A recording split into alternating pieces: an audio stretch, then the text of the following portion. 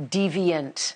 The series features some of the most evil people to ever walk the planet, including one Israel Keyes. And I'm joined now by the two hosts of Deviant, Andrew Iden and Dan Szematowicz. They also produced the wildly successful podcast Down the Hill, which had millions and millions of downloads and listeners, and they're live with me now. And full disclosure, Drew Iden and I have worked together before, so I can tell you right now, he's one of the finest people on the planet. Thank you so much for being here to both of you. And Drew, I will start with you because I know you better.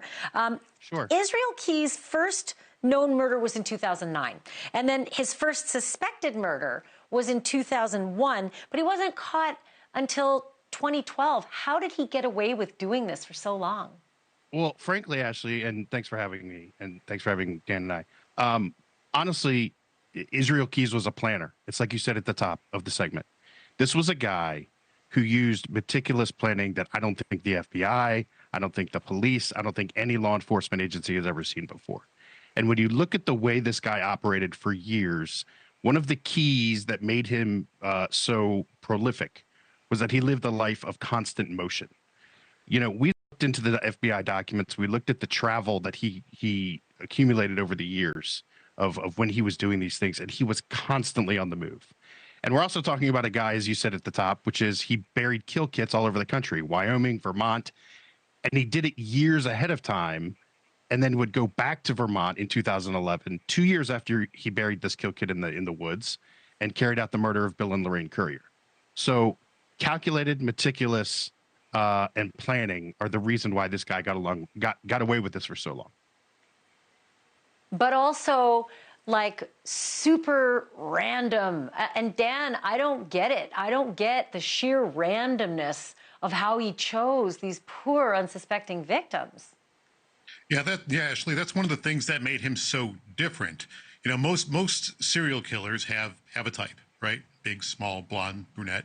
You know, they have a pattern. And Israel Keyes, along with other things, some of the things that Andrew just mentioned, defied all those expectations, defied all those regular things. And the truly scary thing about him was it could have been anyone. It could have been anywhere. And we talked to one of the people who investigated him and who was in the room with him for all these interrogations, FBI Special Agent Jolene Godin. We actually have a little piece of tape for one of the things she told us. Most serial killers, serial offenders have a type. You know, they like women between 18 and 25 who are blonde, or, you know, something like that. And it became very evident in our conversations with Keyes that didn't matter. It really didn't matter who the person was, their age. No victimology whatsoever. Yeah. None at all. It was really all about opportunity. So bizarre. But Drew, you guys also jump in here. You guys also spoke to people who knew this guy when he was a teenager. Any difference when he was young to when he ended up being so prolific as a killer? I think what we wanted to do with the show, obviously, is to beyond just talk about what he did. We were trying to get to the root, right, and really understand some of the early years of this guy's life. And so we spoke to a woman by the name of Desiree Smith, and she was as an early young teen, in Colville, Washington, where Israel Keyes grew up. They grew up in a very strict, fundamentalist, religion organization, I guess, for lack of a better term. And it was it was rooted in a lot of tenets of white supremacy, anti-Semitism. She has since renounced all of that. She's no longer a part of the community. But she talked about one of the times that she went on what essentially was a date with him. They went to this lunch that was kind of an organized event of some kind by this church, and she talked about what it was like being at that date with him. So here it is. He kind of didn't put off the best vibe. He was kind of creepy and just very socially awkward, but not in like an endearing way. In a creepy way. Later in life, when I found out he became a killer, it disturbed me partly because I thought to myself, you know, literally I could have been a victim.